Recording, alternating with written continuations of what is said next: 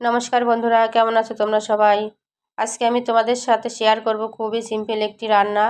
আম দিয়ে ডাল, টক ডাল আর আলু উস্তে ভাজি। গরমের দিনে খুবই সুস্বাদু একটি খাবার। তো এটা বানানোর জন্য আমি প্রথমে এখানে 1.5 কাপ মুসুরির ডাল নিয়েছি, গোটা মুসুরির ডাল। তারপরে ভালো করে ধুয়ে কুকারে 2টো সিটি দিয়ে নেব।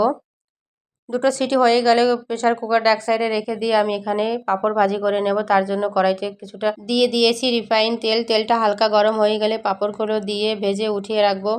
তেলটা বেশি ছিল এই জন্য কিছুটা কমিয়ে ওর মধ্যে আলু উস্তে ভাজি করার জন্য দিয়ে দেবো একটা কুচানো পেঁয়াজ। পেঁয়াজটা হালকা একটু ভাজি হয়ে গেলে দিয়ে দেব আলু আর উস্তে কেটে রেখেছিলাম। ওটা দিয়ে ভালো করে নাড়াচাড়া করে দিয়ে দেব অল্প একটু লবণ আর পরিমাণ মতন হলুদ। তেতোতে একটু লবণ কমই লাগে, এই জন্য আমি লবণটা কমই দিয়েছি। তোমাদের কাছে কীরকম লাগে জানি না, কিন্তু আমার কাছে তেতোতে লবণ কম লাগে, এই জন্য কম দিয়েছি।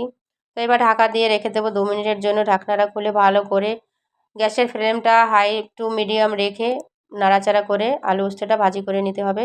আলু উস্তেটা ভাজা হয়ে গেছে, এবার উঠিয়ে নিয়ে ওই কড়ার মধ্যে দিয়ে দেবো অল্প একটু রিফাইন তেল। তেলটা হালকা গরম হয়ে গেলে আমি এখানে দিয়ে দেবো একটা আম কেটে রেখেছিলাম। আমি এখানে একটা আম দিয়েছি কারণ আমটা খুবই টক। তোমরা যেরকম টক খাও সেই হিসাবে একটা বা দুটো দিতে পারো। তারপরে আমগুলো হালকা একটু ব্রাউন কালার করে ভেজে নিয়ে এর মধ্যে দিয়ে দেবো যে ডাল রেখেছিলাম সিদ্ধ করে, সেই ডালটার মধ্যে দিয়ে ভালো করে নাড়াচাড়া করে নিতে হবে। ঝালের জন্য দিয়ে দেবো চেরা কাঁচা লঙ্কা, হলুদের গুঁড়া আর স্বাদ অনুসারে লবণ।